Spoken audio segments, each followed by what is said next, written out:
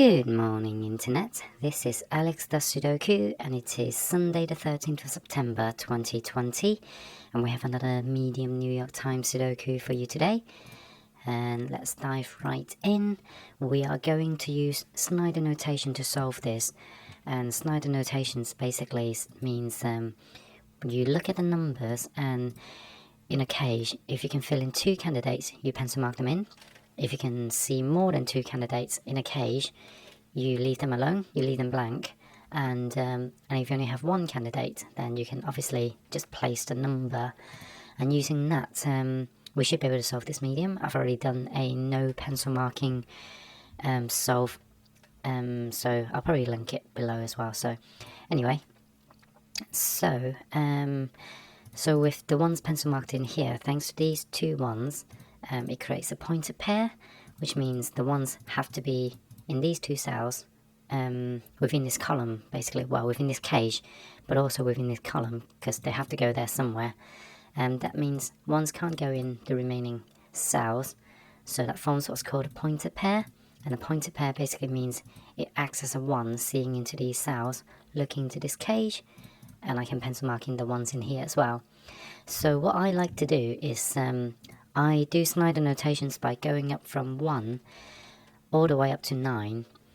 So I'll do all the 1s first, and then I'll do the 2s, etc. And hopefully I can show you why I do it that way, rather than just like looking at each individual cage and just trying to pencil mark in the candidates. So let's just carry on and see if we can find any scenarios where it is beneficial to focus on a single digit. The reason I do that as well is I find it a lot easier to visualize. I can see the 2s, so I can see where they interact. I can see the 3s, I can see where they interact.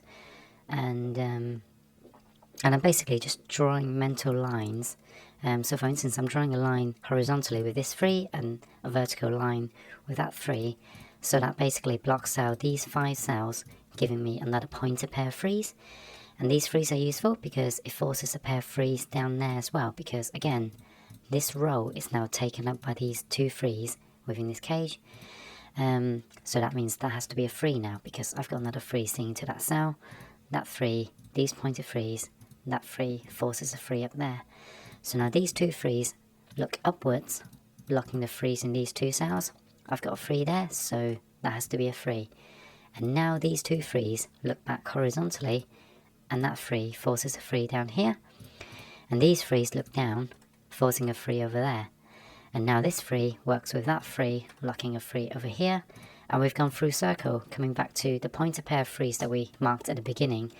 And we've actually been able to place all the 3s in one go. So sometimes by placing pencil markings or placing a candidates, you can instantly solve the other placements around the grid, basically for the same number. So maybe that's one reason why I think focusing on one number at a time is beneficial. I suspect like kind of expert Sudoku players, they're thinking on like multiple levels, like chess players, and I'm not able to do that. But then maybe, you know, as someone who's kind of a novice at Sudoku, I think that's quite a good way of getting started, basically. So let's look at the 4s now, since all the 3s are placed. Well, these 2 4s locks a pair of 4s down here, but I've got a 4 up there, so that has to be a 4. And now these 2 4s interact, locking a 4 over there. So you'll find what I tend to do is when I place a number, I follow that number to see if it does anything else, basically. So after placing this 4, I will look horizontally, because I came about it in a vertical alignment, so I'm looking at the 4s vertically to place this 4. So now I'm going to look horizontally. So when I look horizontally, I'll see these 2 4s interact, forcing a pair of 4s over here, but it doesn't place a 4, so I'm going to look the other way and see 4s have 3 possible candidates over here. Therefore, I'm not going to place it. I'm not going to pencil mark them in. So let's scan quickly. I can't see any more 4s that I can pencil mark in on the rest of the grid. So I'm just going to move on to 5s. And quickly I'll notice that 5 is the only number, it's the only 5 on the board. So what we do is we call it a weak number. So at the beginning, you can leave that till later until you get stuck and see if you can do anything with the 5 later on. But if you would like to, what I like to do is using the week number, look around the grid where the 5 interacts and see if we can find any naked numbers. And by naked numbers basically means a naked single, which is imagine I've pencil marking all the candidates in a cell, and what I would do is I strip away the numbers. So I can see a 1, so I strip the 1 away. I can see a 2, strip it away, 3, 4, 5, oops, 6. I can't see a 7, but I can see an 8, oops. And imagine that I managed to strip like it down to a single number, and it's basically now naked, and it's seen as a naked single, but we actually have 7 and 9 remaining in this cell, so we can't actually place that yet. So for now, I don't think we can actually find any numbers at a quick glance, so let's leave the 5 for now. I'm going to look at the 6s. So this 6 interacts with this cage downwards, forcing a pointed pair of 6s. And a pointer 6 are basically pointing in that direction horizontally, because you're basically looking at the direction that they're lined up upon, basically. So I'm not looking upwards, I'm looking horizontally on the row. It's basically the dimension that the 2 6s share, in this case a row, and it forces a pair of 6s down there, but I also have a 6 up there, so 6 has to go here. So now these 2 6s interact, forcing a 6 up here because I have another 6 on this row. So now these 2 6s interact, forcing a pair of 6s over there because of this 6 occupying the column. So that's what I called a dead end. I've done all I can with this 6, so I'm going to rewind back to where the 6s were. So, and I'm trying to see, so I started with this 6. So can I do anything else? So if I look up, I've got 3 possible 6s, that's no use. So I'm just going to look around some more to see if I can do any more pencil markings. Nope, that's all the 6s we can do. So what about 7s? Well, 7 is also a single digit, so that's also a weak number. So normally what I like to do is look at where the weak numbers interact. So in this case it would be the 7 and 5.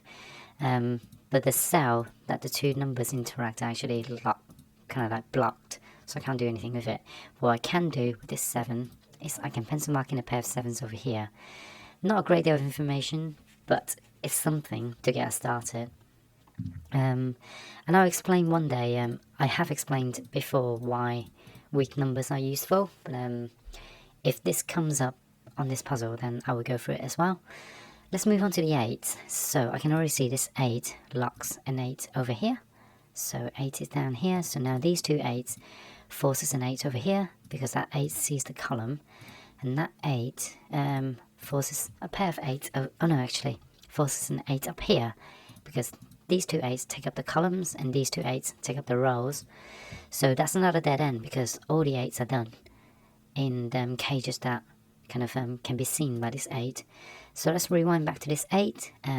These 2 8s forces an 8 up here, because of that 8 looking into that row. So that 8 in turn locks an 8 over there, because I've already got an 8 down there, and these 2 rows are occupied. So suddenly we've done all the 8s, and we can move on to the 9s. So this 9 locks a pair of 9s over there, and it locks another pair of 9s up there, because it's a pointed pair. Can I do anything else with the 9s? Oh, actually, I can place a 9, because I missed that 9 over there. So these 2 9s locks a 9 in here. Anything else? So I think that's it for the 9s.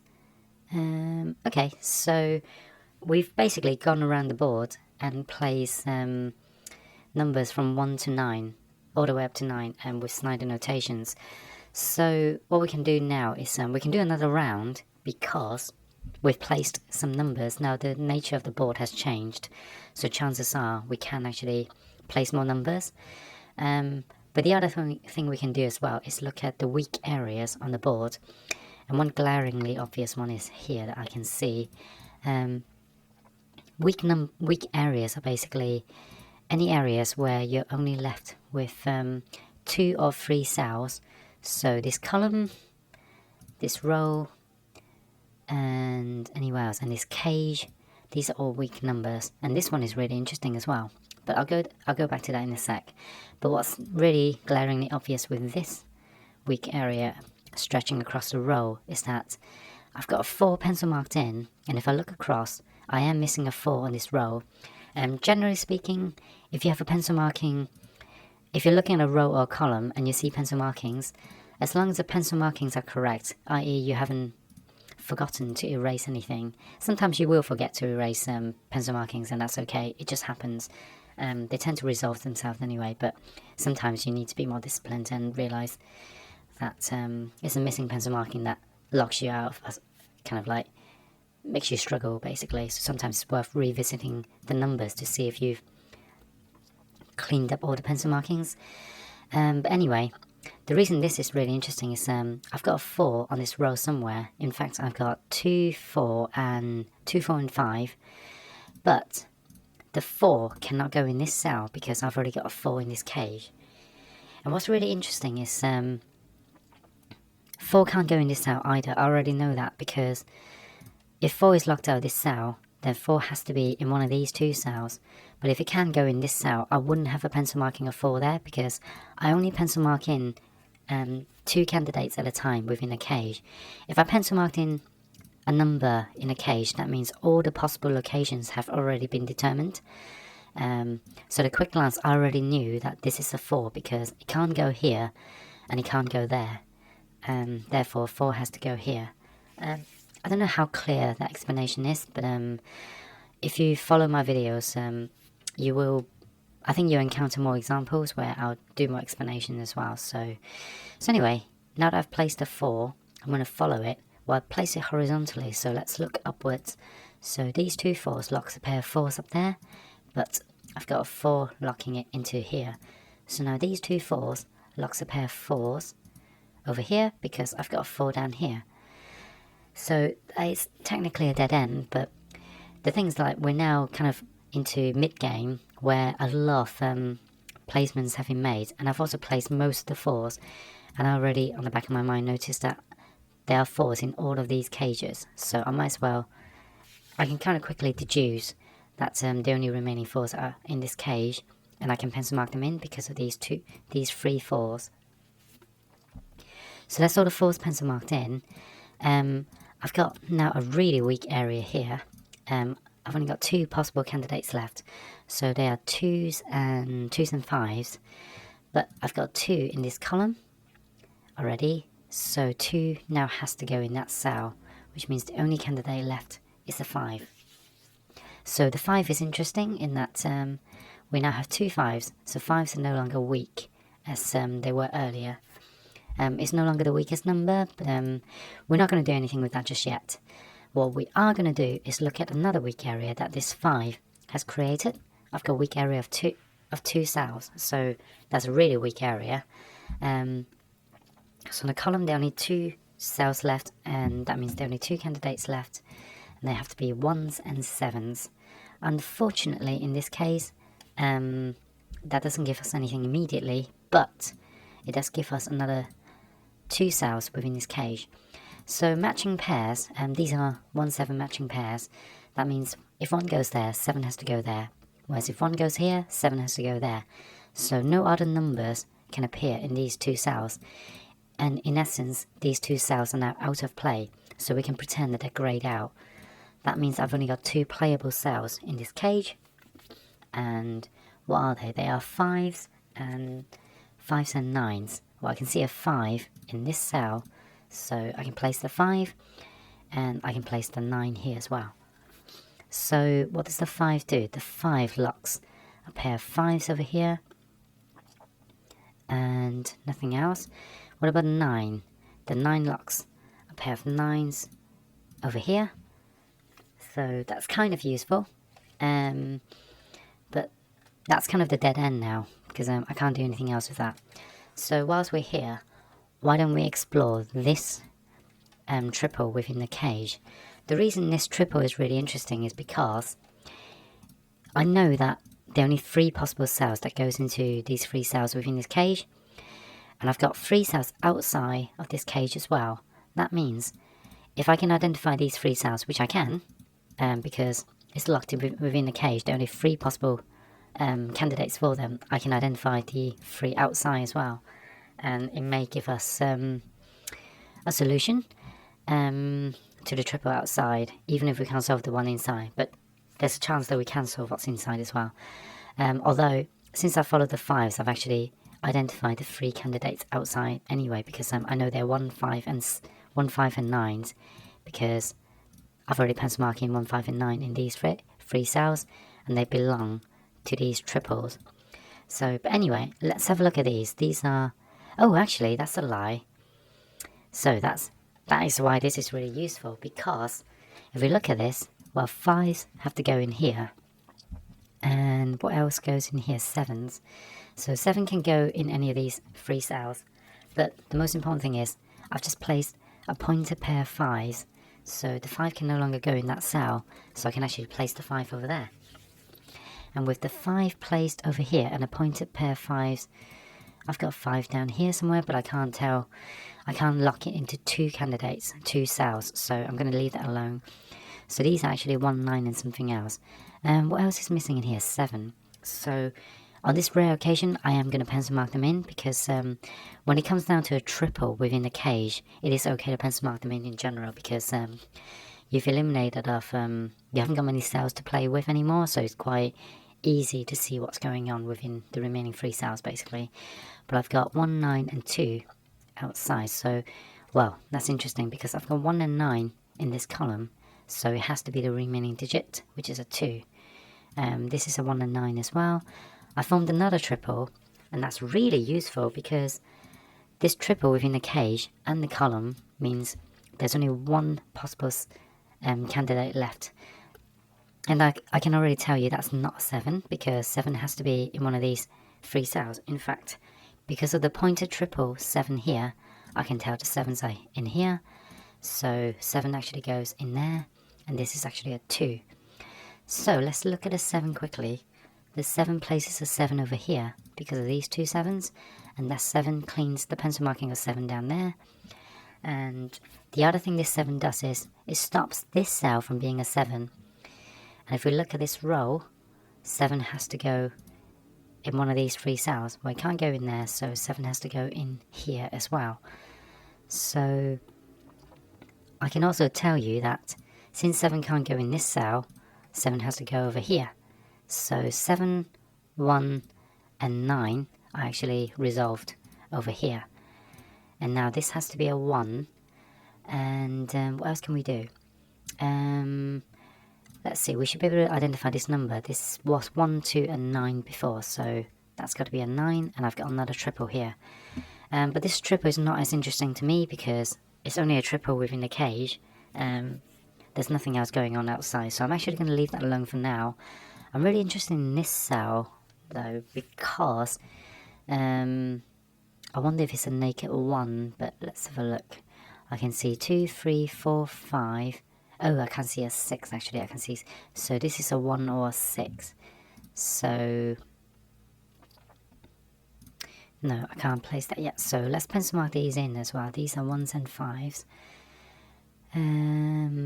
Okay. So we've got another weak area here.